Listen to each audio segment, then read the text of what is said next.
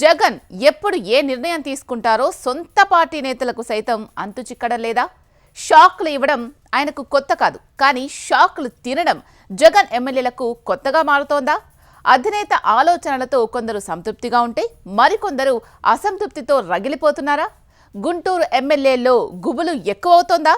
ప్రతిపాడు నుంచి మేకతోటి సుచరితను తాటికొండ ఇన్ఛార్జిగా మార్చి జగన్ సాహసం చేస్తున్నారా, లేక ఆ మార్పు ఆమె కోరుకుందా? Watch it.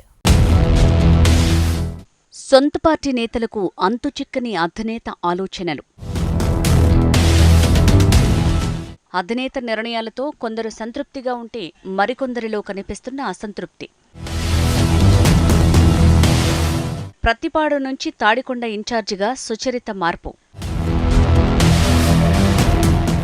గుంటూరు వైసీపీలో గుబులు పుట్టిస్తున్న జగన్ నిర్ణయం.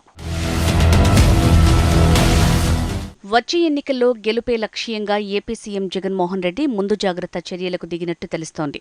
మొత్తం 50 నుంచి 60 స్థానాల్లో సిట్టింగ్ ఎమ్మెల్యేలను మార్చటమో లేక కొత్తవారిని బరిలో నిలిపే ఆలోచనలో వైసీపీ ఉన్నట్టు కనిపిస్తోంది.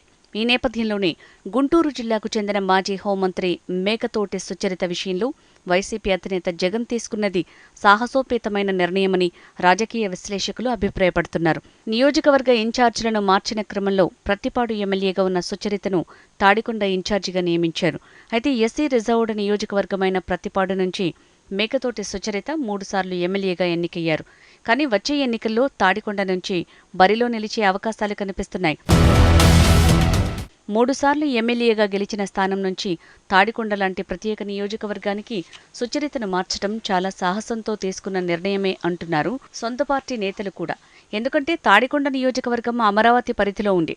3 రాజధానుల ఏర్పాటు నిర్ణయాన్ని ప్రకటించినప్పటి నుంచి అమరావతిలో రైతులు వైసీపీ ప్రభుత్వానికి కొంత వ్యతిరేకంగా నిరసనలు చేస్తున్నారు. ఈ నేపథ్యంలో ఈ నియోజకవర్గం నుంచి వైసీపీ గెలుపొందటం అంత తేలికైన విషయం కాదని విశ్లేషకుల అంచనా. దీంతో వచ్చే ఎన్నికల్లో ఈ స్థానంలో వైసీపీ టీడీపీ మధ్య గట్టి పోటీ తప్పదని భావిస్తున్నారు. మరి ఈ నేపథ్యంలో సుచరిత విజయానికి కష్టపడాల్సిందే అంటున్నారు. ఇదే సమయంలో 2019 ఎన్నికల సమయంలో ఇక్కడి నుంచి గెలుపొందిన ఉండవల్లి శ్రీదేవి ఇప్పుడు టీడీపీ పక్షాన చేరారు. రాష్ట్ర వ్యాప్తంగా జగన్ గాలి వీచినా 2019 ఎన్నికల్లో ఇక్కడ వైసీపీ అభ్యర్థి స్వల్ప మెజారిటీతోనే విజయం సాధించారు. నాటి ఎన్నికల్లో టీడీపీ తరపున పోటీ చేసిన తెనాలి శ్రవణ్ కుమార్ మీద కేవలం 4000 ఓట్ల మెజారిటీతో ఉండవల్లి శ్రీదేవి గెలుపొందారు. మరోవైపు అప్పటికీ ఇప్పటికీ పరిస్థితులు చాలా మారిపోయాయి. అమరావతి ఉద్యమం కారణంగా స్థానికంగా వైసీపీ మీద కాస్త వ్యతిరేకత ఉన్నట్లు టాక్. ఇలాంటి పరిస్థితుల్లో 3 సార్లు గెలిచిన ప్రతిపాడును కాదని సుచరిత తాడికొండలో పోటీ చేయటం ఆసక్తి రేపుతున్న అంశంగా మారింది. మరోవైపు తాడికొండ నుంచి తాను పోటీ చేస్తానని సుచరిత స్వయంగా సీఎం జగన్ను కోరినట్లు తెలుస్తోంది. తాడికొండ నియోజకవర్గం వ్యాప్తంగా తనకున్న బంధుగణం, సన్నిహితుల కారణంగా అక్కడి నుంచి పోటీ చేసేందుకు సుచరిత మొగ్గు చూపినట్టు సమాచారం. 2009లో ఎమ్మెల్యేగా సుచరిత ప్రస్థానం మొదలైంది. అప్పటి ఎన్నికల్లో ప్రతిపాడు నియోజకవర్గం నుంచి సుచరిత ఎమ్మెల్యేగా గెలుపొందారు.